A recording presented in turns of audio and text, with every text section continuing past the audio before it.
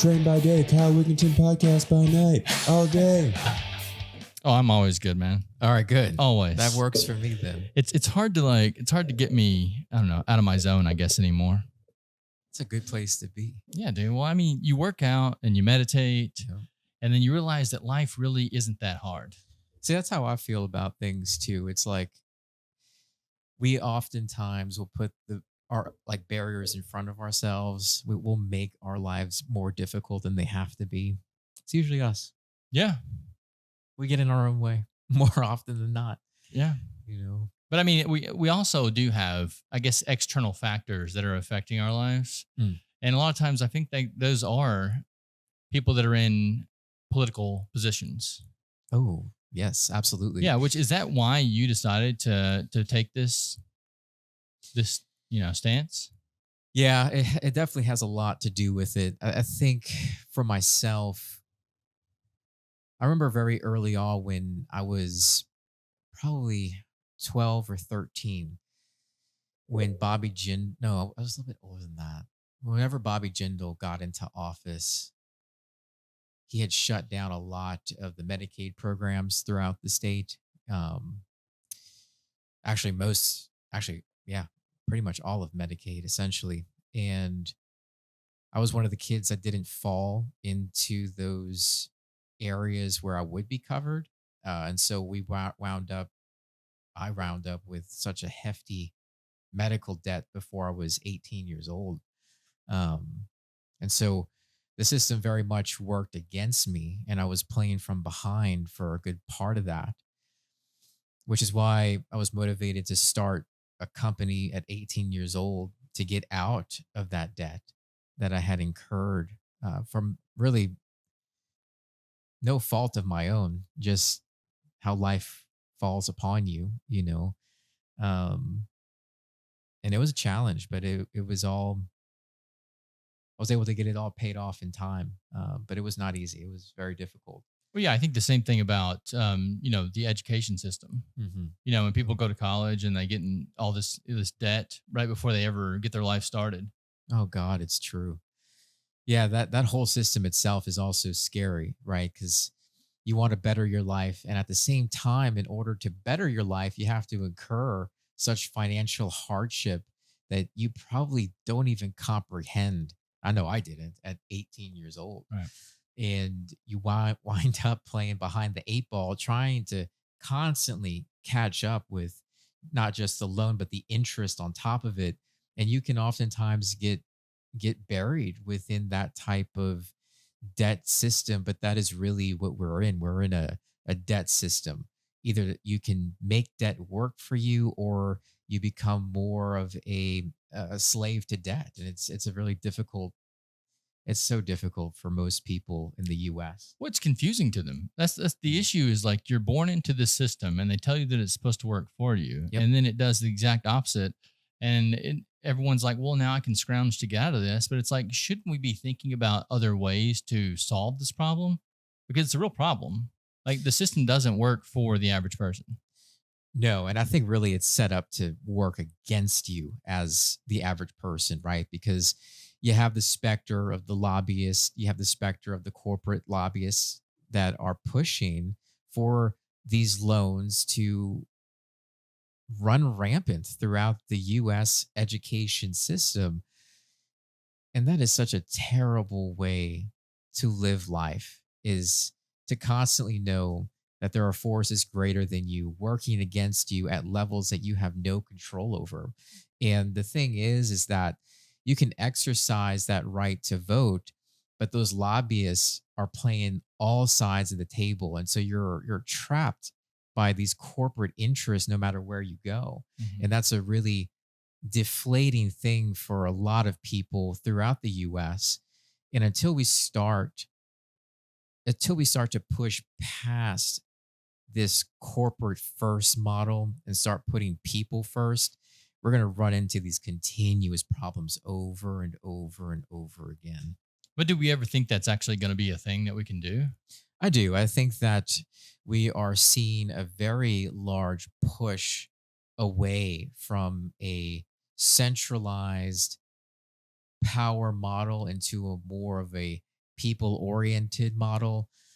And just look at the state of the world right now. You have Nepal that's rising up against Mhm. their government. You have France that is also pushing back against their government. You have parts of Europe that's also just kind of pushing back against their government. There's multiple areas throughout the world right now that are attempting to put forward a people first model. I do think it's possible, but it's only possible with an educated people. And that education right now is not coming from the government. That education is coming from community activists. That's a powerful thing, too. We can't forget the power of movements and how they start. They start with community activists Mhm. and they educate the populace against the propaganda machine of the state. And that's how you empower people. Mm. So I'm going to ask you about the Nepal thing. Sure. So I heard that they were shutting off social medias. Is that what they did? That is what I've been told. Yes. Isn't that interesting though, that that's what caused the people to rise up? Yes. I think that, and also they have, used the one piece flag as Oh the wow. symbol of that movement. And I Yeah. think that's a very beautiful thing. But I think it also just goes to show the importance of social media as a whole and the necessity of it against traditional and mainstream media. Like it's important for us to have knowledge of the world at large and how it's impacting not just the people within those regions, but the people across the world. And because Nepal's rise, right, this revolt that's happening is impacting everyone in the world. Like when the French farmers were taking to the streets and and shooting um, uh, mud at the parliament buildings, like that's a remarkable statement. Yeah. We need we need to make statements, and that's why I'm all for those types of efforts and initiatives. I believe sometimes government gets way too comfortable in their positions, Right. and it's okay as the people to stand up against your government because the government works for you. You do not work for the government.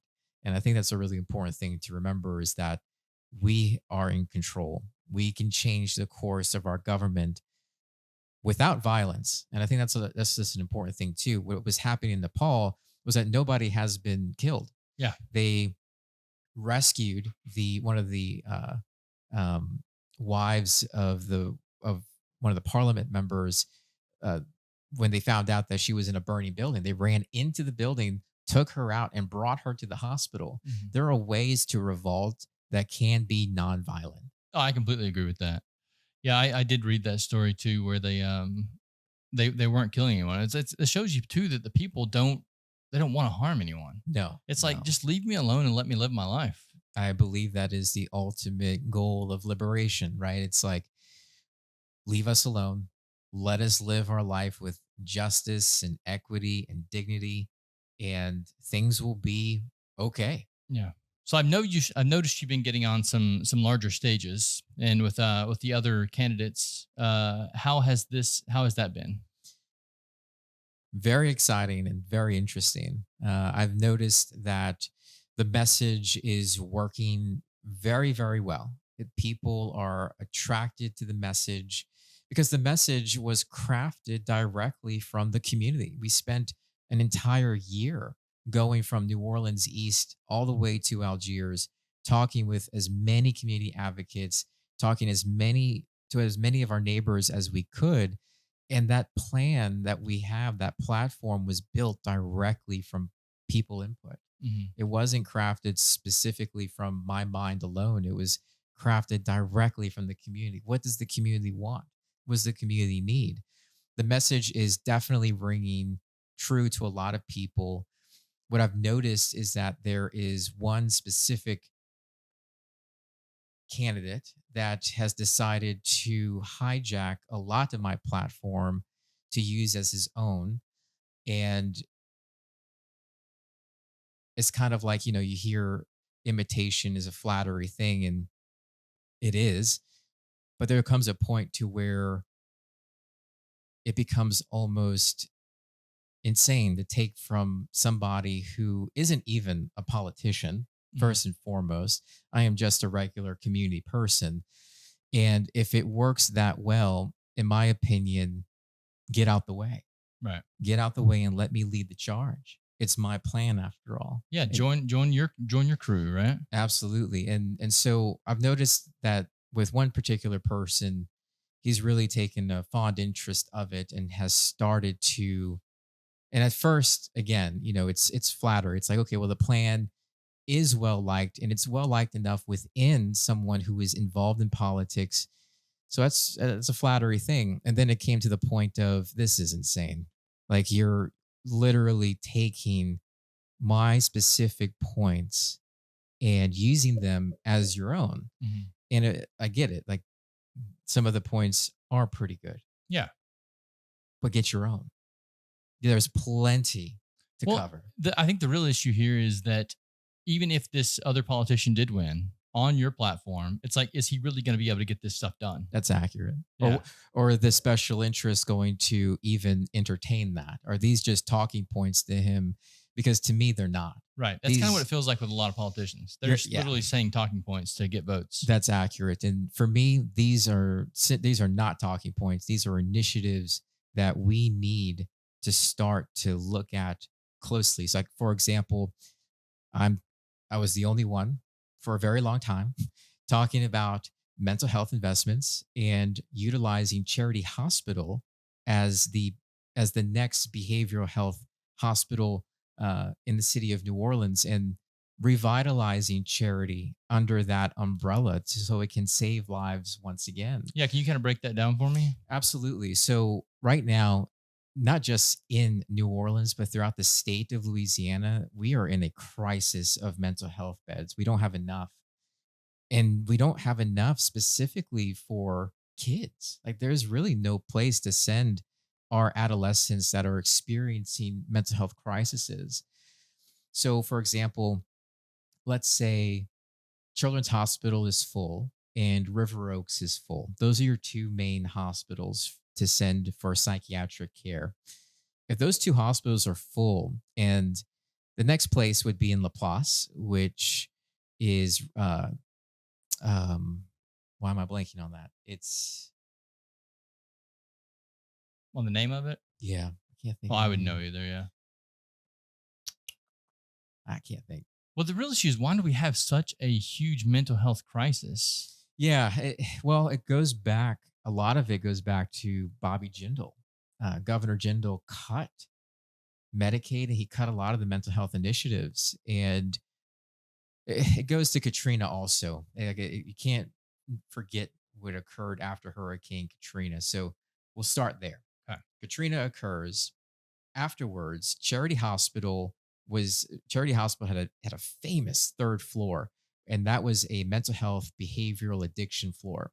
And so you had beds already here in the community that people could get support through. After Hurricane Katrina, Charity is held hostage by the state in order to build UMC. And so all that recovery money that could have gone into revitalizing Charity Hospital was redirected into building UMC. So for months after Katrina, there were no mental health services.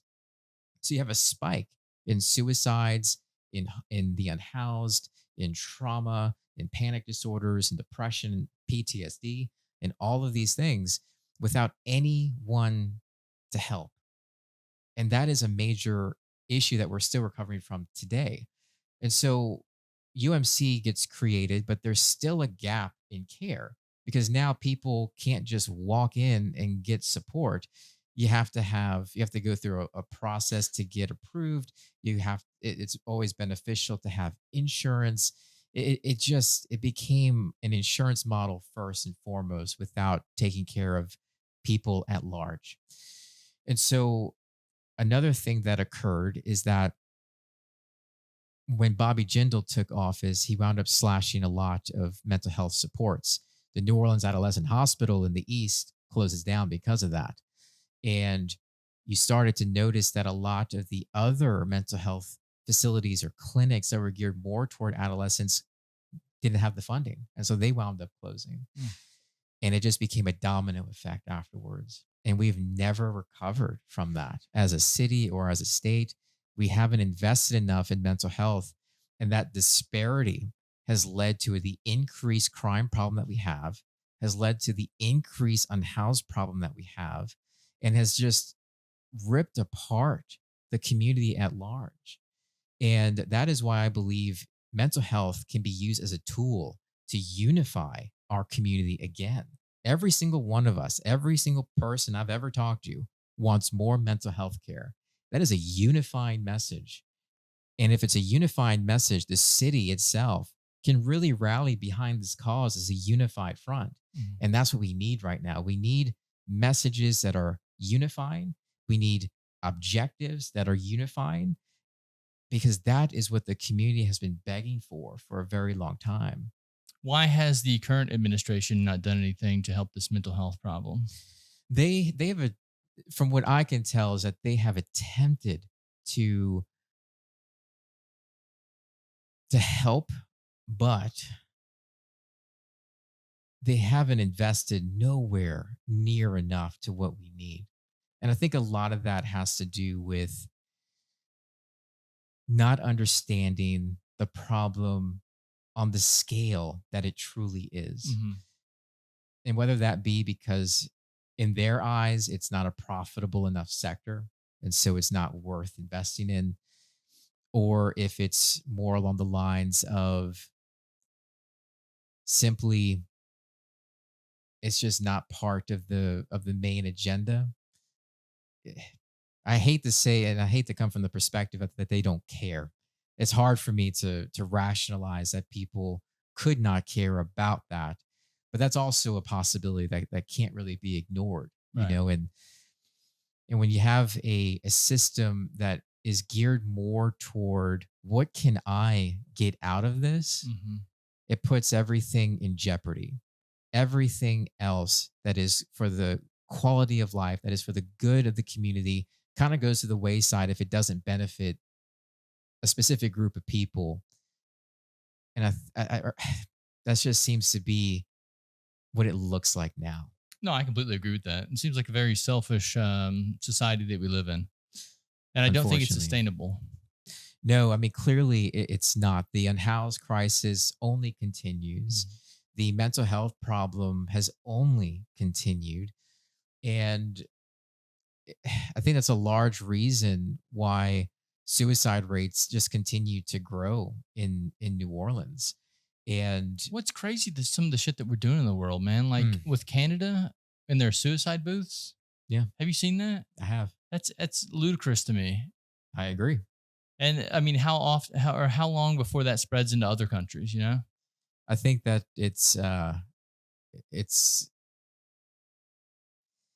don't think that there's enough investment in wanting to prevent those types of situations from truly developing, but there's plenty of desire to end a person's life prematurely in a lot of ways. Organ harvesting and stuff. Absolutely. Yeah, it's nuts. Absolutely. Yeah. I mean, that's why we have a human trafficking problem. Yeah, I've heard the you same thing know? about. I know several people that work in the medical field, and Mhm. they say the Yeah, same thing. You know, it's like you find a person that's quote unquote brain dead, that's right. and then they if they're an organ if you can take the organs from 'em, take the organs from 'em. Yep. And they even give drugs to suppress consciousness That's whenever accurate. they're harvesting the organs. That's crazy to me. It's a terrifying, it is very terrifying. That's why I'm not an organ donor. But I feel like this that could just knowing that these things exist could be a part of the mental health crisis that we have. Like if you know Absolutely. that you live in a world that's that sick that will just harvest your organs if you go into the hospital and aren't worth enough money, then Huh. that's going to drive you insane.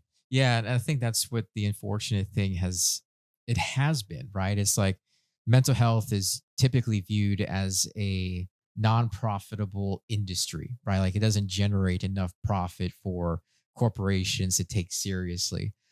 But the thing is though is that we can't neglect human dignity at the cost of of profit. Like, what does that even say about us on a moral level? It tells us that we're we're predatory in that way, and it degrades what it means to be a human. It degrades, like for myself, it degrades what it means to be a Catholic. Like, that is not any sort of message that is healthy for a person to hear. And with the rise of social media, it has exposed our kids to those realities at younger ages. And while those realities are scary, they are the reality. Mhm. Like, the world is a harsh place to be, and it will disrupt your life at any point in time that it can. It'll disrupt it with with challenges, it'll disrupt it with monetary issues, it'll disrupt it with anything that it can in order to generate profit from you. I mean, that is a scary thing, right? Like, you bust your tire, right? You got to go pay for that. But what happens if you don't have the money to cover those costs, which most people don't? Most people live paycheck to paycheck. Mhm. They budget with a very tight window, and everything comes at a cost. And that's just a terrible way to live. To know Yeah. that you're essentially a consumer 24/7. Well, yeah, and you see people literally mentally break down whenever things like that happen. As They well, don't have the money to cover their flat tire, so they yep. end up just going crazy. It's like, what do I do? Especially the most disenfranchised people, single moms Mhm. who have no support, who raise their kids truly alone without any help from family, without any help from the father. Like, those are some of the most disenfranchised people in New Orleans right now. We have single single mothers in the city of New Orleans represent the highest degree of poverty. Mm. They represent the highest disenfranchisement when it comes to jobs, because they may very well get the job, but they can't sustain the job Right. because the schools may call and say, "Hey, your child's sick." And that poor mother has to leave to go get their kid. And if that happens over and over again, what's the job going to do? You're fired. Yeah. Right. And so we have no protections in place for single mothers. Again, they are at the greatest disparity economically in the city of New Orleans. This is a known fact. And what have we done to make their lives easier? We've only made it harder. And I would imagine, I'd be willing to bet that if you take this on the more macro scale, that in America, single mothers are the most at risk population for everything that could go wrong. That is the population most at risk. So, what would you do to help single mothers? Yeah, I think what we have to do is a couple of things. I would love to see universal pre-K. I would love to see after school programs that are free. I would love to see before care that is also free. I would love to see I would love to see neighborhood schools revitalized, because I really believe at the heart of it that would help mothers so much, to where their children can walk to school if need be. They don't have to take a bus and be bussed over an hour away to whatever school they are or go to, because that's also exhausting for the child, right? So what happens is that oftentimes this bus will have to go pick up 40 kids. So they gotta you're takes like an hour to do all that and get to the school. So you gotta wake up at like 5:30, get ready as quickly as you can, get in the bus for around 6, probably get to the school at around 7 o'clock. So you got an hour that you're missing from your sleep schedule, which is not a good thing. And then if you don't have the money to afford food, then you have to hope that you have a lunch to eat, which is also very difficult. And then you got to be on the entire school day from 8 o'clock to 3 o'clock, maybe 3:30. And then on top of that, you got to wait another hour to be picked up from the bus and dropped off at home. And so by the time you get home, you're probably exhausted. Right. You probably got barely anything left in your tank. You got to think about that in the same way with moms, right? Moms never have a day off. If we can implement programs like neighborhood schools to make life easier in that capacity, before care, free. After care, free. School lunches is a no brainer. That should be free. If we can ease the economic burden and if we can ease accessibility as well, you solve a great portion of that mother's struggles throughout the day and worries throughout the day. And when it comes to jobs, I think we need to implement some type of job protection program for single moms. There has to be something in place to where if a if a single mom is sick and can't make it to work, there has to be some type of option to work virtually. There has to be some type of ebb and flow here. Um, but I believe first and foremost, if we can lift the burden of school at large, that's a big win for single moms. It's a huge win, not just for the mom, but for the child and therefore for the community. And that's where I would start. I would start with moving away from the charter school program and reinvesting into public education that is city controlled. I believe that's how we go about this. Someone, so speaking of the schools, someone brought me a great point the other night, and I wanted to ask you about it because I didn't really know. I know there's a lottery system in New Orleans. Oh yes, Okay. So with the lottery system, you can be put in any of the schools in New Orleans, right? correct. Okay. And are those schools, do they get the same amount of funding, or is their funding still based off of what's in their neighborhoods? Funding is based off of test scores mostly. Okay. So if I get put in a school with lower test scores, then the school will be getting less funding, That's my understanding. and it's just a lottery. It's just a lottery. See, that doesn't make sense to me. No, it's predatory. The whole lottery system is a sham. And what we have to do, we have to start taking that very seriously because after Hurricane Katrina, our public education system was thrown into hell. And they fired all the teachers, they fired all the administrators, they ripped apart the unions from the school system, and they brought in this savior solution known as the charter school system, which is a for-profit system. The CEOs are making ungodly amounts of money, over $160,000 minimum. So they're making between like 160, $300,000. What? Yes. And our teachers are getting paid practically nothing. Oh my God. And so this is what we have when we have for-profit industries, right? Now our children are billable resources into the system. When they arrive at school, that is a payment essentially. Yeah. So what happens is that the charter school system is all about for profit. It is all about test scores. It is all about graduation rates, pushing kids through when school should not be that. It should be about educating the minds, educating the hearts, and getting kids in a position to where they can be successful. Our system right now has, while it has improved graduation rates, if you talk to most of the parents that send their kids to charter schools, most of them are very dissatisfied with the quality of education. Now, when you go to the better schools, right, like you have Benjamin Franklin, which is considered the top school in all of Louisiana right now, that you get a way different conversation piece, of course. But if you get into one of the F tier schools, you're going to have the same conversation across the board.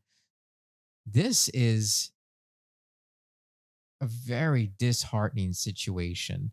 Charter schools are not the solution. They have not performed and they have not provided what was promised to the city of New Orleans. We need to switch back into a neighborhood school program to where that neighborhood has first rights to the school, which is important, and then everything else can come afterwards. But right now, we have got to reinvest into anchor schools in our neighborhoods because what we're noticing is that a lot of that a lot of the charter schools are becoming so inundated with people wanting to go there that all the other schools that are out here don't receive that amount of funding because now it's all being centralized into these, good schools, which is a very scary situation. Well, how does that work? If it's a lottery, don't you just get what you draw? Well, Or do you pay money to get where you want to go? I think that's part of it for sure. Ah, That's more of like the underground version, but I right. do believe money speaks a lot. I really do. I think that has a big part to say. Yeah, the guy that was telling me about it, he just said that the school that he went to, it was one of the lesser of the schools. Sure. And so it didn't get near as much money as some of the other charter schools did. And I was like, that Mhm. doesn't make sense. If it's a lottery, they should all get the equal amounts of money. Yeah, that does not happen And even at all. though with you said they're the private entities now, right? Yes, So all charters are so private even as entities. like a mayor, you couldn't come in and say, okay, we're cutting salaries for No, we have no power over the charter school program. Like the school board itself has no real say in charter school functions. That's why, in my opinion, we need to have a mayoral takeover of the school board, have the mayor's office create its own commission based model of how the schools should function, and really start to look at, okay, for so long these schools have been underfunded. Like right now the city owes like $90 million to the school system. I think it's also maybe another 20 million on top of that. It's an insane amount of it's money. not surprising. It's not surprising. So what do we do with this type of crisis?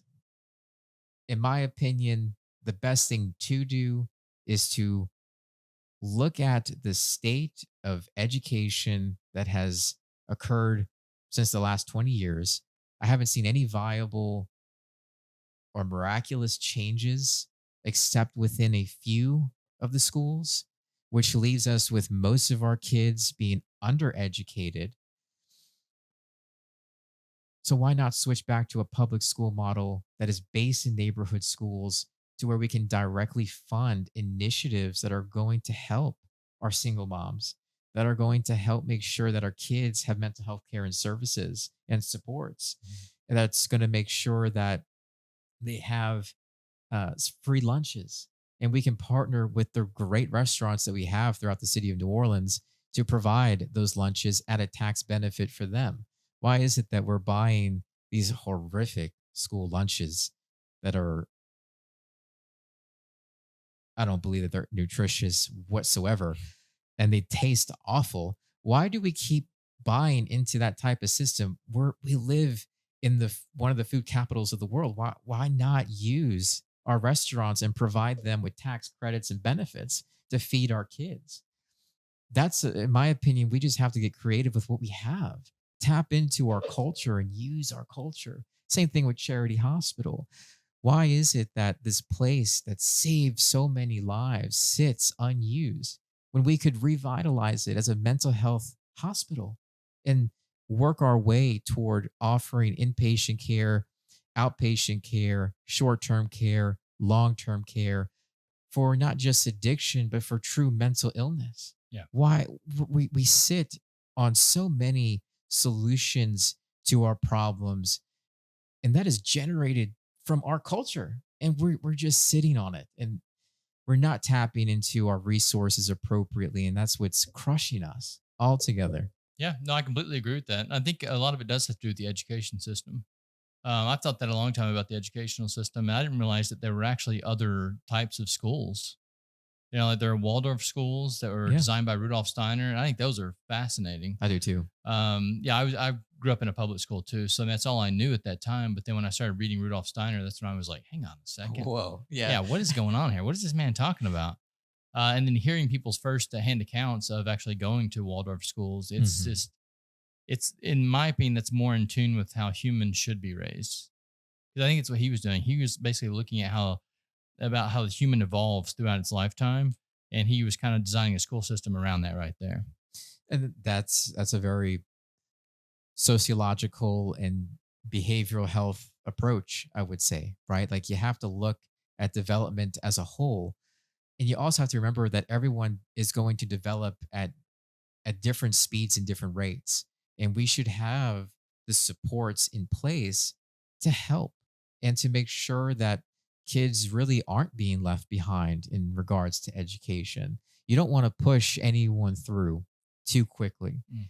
You want to make sure that they have proper supports and that they have the ability to learn the information, be able to apply the information, and for them to be able to see how this information helps them in the long run. That's the biggest kicker right there. I think I even struggled with that when I was in school. It's like, why are you teaching me this shit? That's right. They never told me like how I was going to be able to use it. But if you could actually sit down with the kid and go, look, if you do this and this, then it's gonna allow you to think this way. I do that with my niece and my nephew sometimes. Like my nephew right now is learning multiplication. Yeah, And rather than just teaching him how to memorize the multiplication tables, as I was told when I was in school, that's right. I'm like, this is what multiplication stands for. It's this many times. Correct. Yeah. So we're teaching him how to build off that so then he can go to something else and grow that.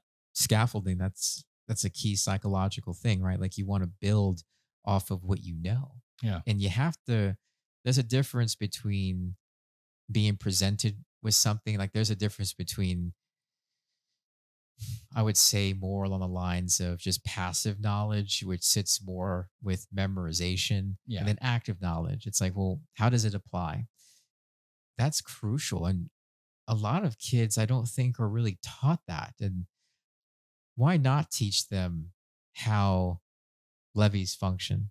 There was this really interesting exercise yesterday. I believe it was through STEM NOLA where they built levees and the kids were actually able to see how levees are built and how they work and how storm surges operate and how to get creative to build a levee that won't fail. And, That's awesome. Why not make education fun? That right there is fun. It is fun. Yeah. And we've gotten away from that. Like New Orleans is such a fun place. Why are we not educating the New Orleans way? Yeah. It's because most of these charter school people are not from here. They don't understand the culture, which I believe is not always a bad thing, but when it comes to education, it is. You have to know the culture of your community in order to pass that down to future generations, because that's what makes things exciting. When you understand the history of where you are, it makes things so much more fascinating. And it also makes you appreciate where you are a lot more. Well, I'll even give you another argument to that is that several of the really good teachers that I know in this city had to move out of the city because they're like, Yeah. by the time I pay my bills, I have zero money to like Nothing. do anything with. So it's like, it's pointless for me to even stay here and try this. Like, I love this city. I love the kids that I teach, but I can make more money if I go to Nashville or somewhere like that. And they will. Yeah, so we're losing good teachers because of that reason right there. Because you have the CEOs or whatever making 300 grand, while the teachers make 30 grand a year or whatever it is. That's exactly right. And I think we're one of the lowest paid parishes for teachers in the state. And you look at neighboring parishes like Jefferson Parish, or I think St. Charles might be one of the highest. Why can't we compete with them? We're New Orleans. Why are we the economic powerhouse and we can't even pay our teachers appropriately? There are so many ways that we can approach education as a whole. Like, for example, why can't we leverage the private education institutional sector to help fund teacher initiatives in the city of New Orleans? Certainly Tulane University, certainly Loyola, and certainly the other colleges could do that. They have the endowment power to do so, and they have the philanthropic ability to do so as well. And what better pipeline for colleges and to make sure that teachers are excited to go to work and Right. excited to educate the minds of kids that could potentially go to local universities. And But isn't that the problem though? We're not really getting a lot of local kids at the local No. universities. It seems like No. everyone that comes to Tulane and Loyola kind of feels like they're from New York. yeah, they're not from here. Yeah. Which is really depressing because we lose, because once a kid leaves New Orleans, the odds of them returning are very low. One of the main reasons that they come back is for family. Mm. But once a student, child, young adult leaves the city, they see how different things are. And let me tell you, it's very difficult to come back to the dysfunction of this city. Once you start seeing how other places operate and how nice it is, Yeah. and how your streets aren't messed up, how your drains work, and just the infrastructure changes, like that matters a lot. And just when you come back, it's like, it is depressing. It really is. And it doesn't have to be, though. Well, it just doesn't make sense, Ricky. It's true. Like when you go to somewhere like Memphis and you don't see any fucking potholes. It does matter. Yeah, and you're like, why am I not having to dodge potholes here? I know. Or you go to their little parks that they have in Memphis, and they're like beautiful. Parks. Yeah. Yeah. Immaculate. Yeah, it just doesn't make sense. Like why it's not the same here, especially with the amount of foot traffic that you have here. You have more foot Yeah. traffic here than you do in Memphis. Absolutely right. Yet our infrastructure isn't built for foot traffic. No, I mean, we have a $1.8 billion budget. And with that $1.8 billion budget, we have 360,000 people that live in the city of New Orleans. That's almost 300,000 less pre-Katrina, with a city budget that was around 600 million. So why is it now we have less city services than then? We have a $1.8 billion budget. Why can't we take care of things?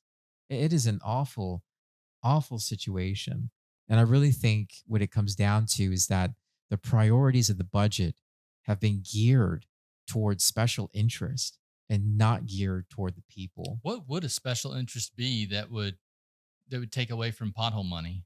Yeah, I think one of the big ones is the out-of-state contractors. And so oftentimes the city will get a contract to fix the streets, right? And the city may release the first round of funding to this contractor. This contractor then pays a subcontractor. That subcontractor may mobilize down here slower. And when they do that, they start to fix the streets. And then they're like, oh, wait a second. We don't have the equipment to do this part of this street. So we need to ask for more additional funding. And so what happens is that since the city didn't implement proper checks and balances in relation to who wins these contracts or who these contracts are awarded to, and there's no clear sight of who the subcontractors are on top of it, we become a bank. Right. And that's a really big part of it, is that there's not enough vetting done in relation to these contractors.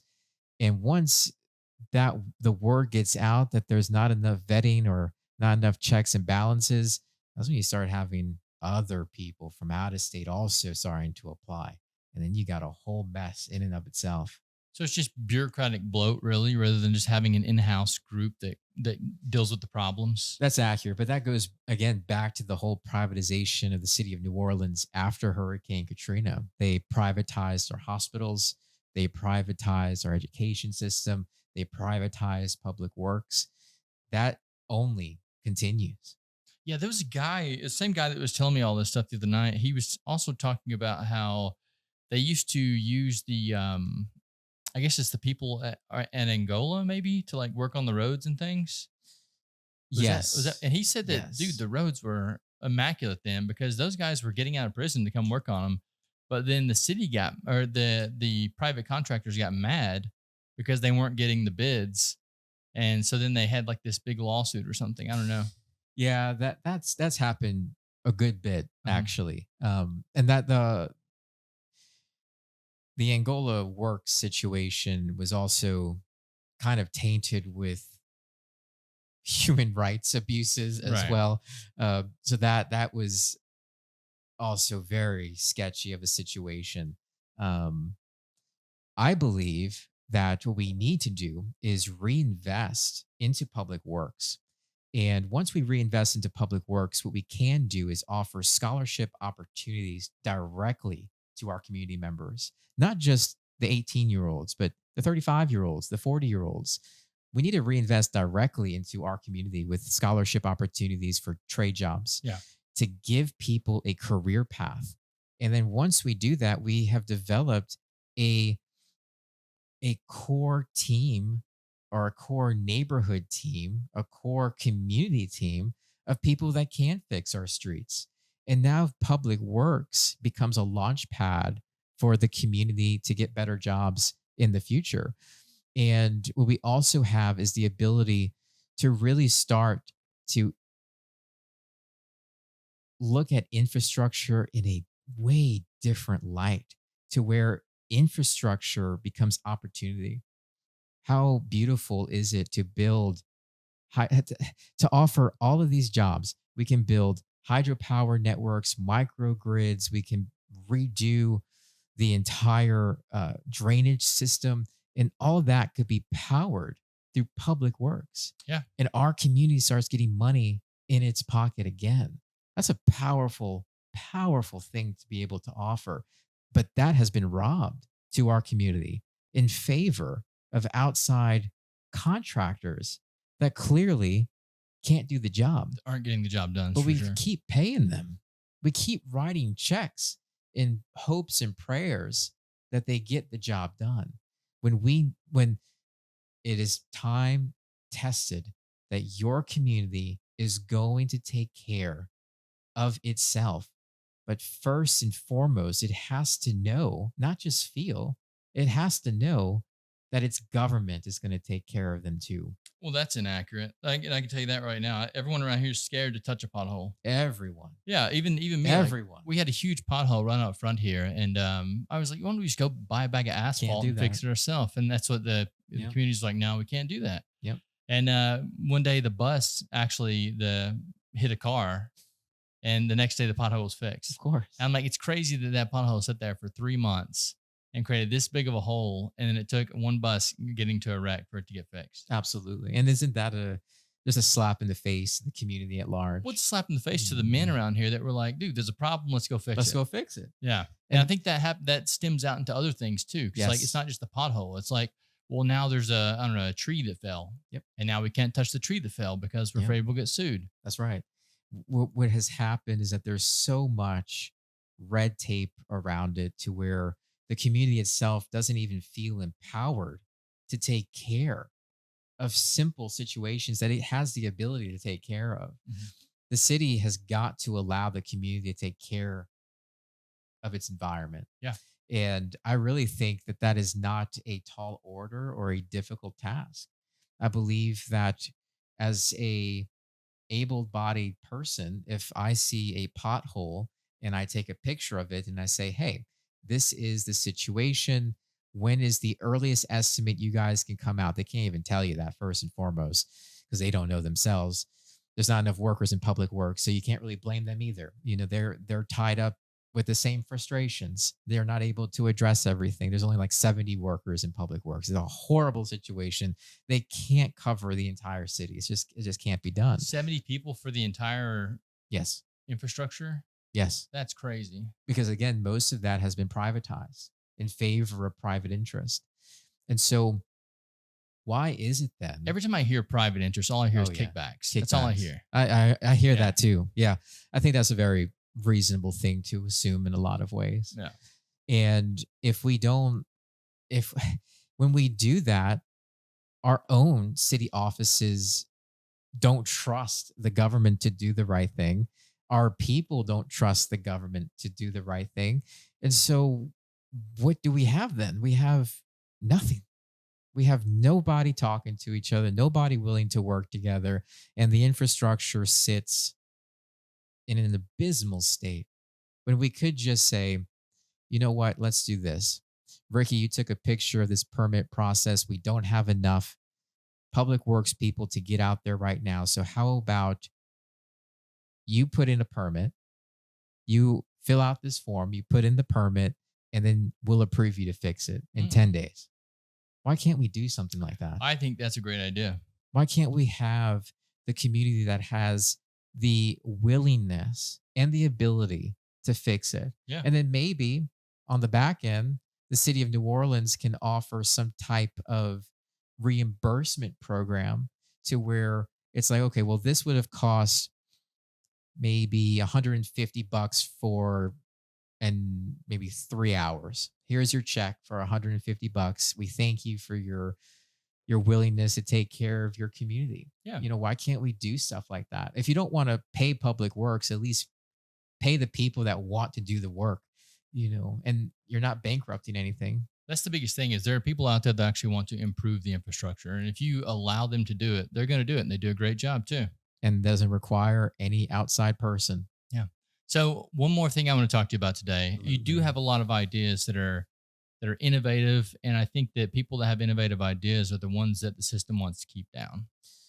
I want to make sure that people also know that they can't trample on me as a person, that my values are not here to be trifled with either, right? Like you can have your thoughts, but my thoughts have just as equal value as yours. Mm-hmm. And oftentimes, I believe that's just also a capitalist system structure too, right? Where it's all about the competition and getting to the top of that hierarchical pyramid to where people lose sight. It's not about winning the dialogue. It's about converting, not necessarily converting, but it's about opening up people's perspectives to a different way of life for most people that are out there. And I think it's about converting people to empathy. So if it's not about getting to the top of the pyramid, would you be willing to, if one of the candidates who wins the race, would you be willing to come on to their party if they asked you to implement some of your ideas? Absolutely. And there's only one person that I wouldn't do that with. But yeah, I absolutely would do that. Because ultimately, at the end of the day, it's about doing what's right for the people, right? That's exactly correct. We can have, differences of opinion, but there is someone that I have differences of values with that I just could not work Right. with that person. But I would say that the others I absolutely could work with. The value system is equal, and we could do a lot of good work together. And if it benefits the people, I'm always willing to put ego aside to do that. Love that. And I think that's what we have to remember is that at the end of the day, a public servant serves you and not their own special interests. And we've seen plenty of that since Hurricane Katrina and even before that. But just highlighting Katrina, like we've seen so much self-serving and selfish interest that the people wind up getting left behind and hurt. And it's just a terrible, terrible way for the government to treat its people. And if the government treats its people that way, it's no wonder why the people don't trust their government.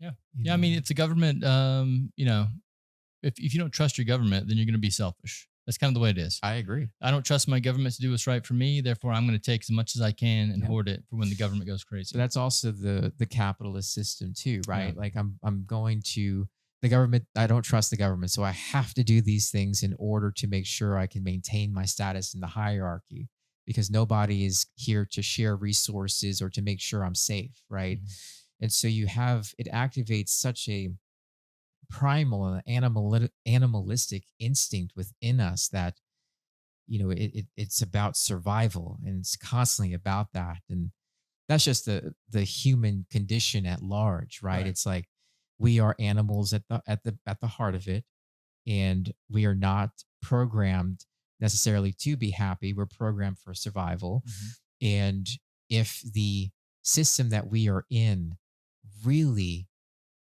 pounds that type of philosophy in you, it's about survival. It's about the zero-sum game. It's about you have to be on top or you're losing access to resources. That creates such a competitive nature within people that people are willing to sacrifice human dignity in order to get themselves to the highest peak while they damage the dignity of other people. And that to me is incomprehensible. Well, once again, it's not sustainable. It's like, not sustainable. If you think of it just in your body, if one of your cells goes rogue, then you have cancer. Exactly right. Yeah. So if all your cells are going rogue, you have a cancerous body. Yep. And I feel like this is kind of what we have these days in our society. Yeah, when you have moral shortcomings, that is a cancer on society. And we've seen that with the lobbyists and the corporate interests taking over the US government essentially. And that is a scary, very scary place to be. And I'm hopeful though that a people first revolution is on the way. And I really believe that it's going to be peaceful. I don't believe it's going to be this fear mongering, violent revolution. I don't believe that whatsoever. I think it's going to be a very surprisingly peaceful transition toward a people first government than anything else.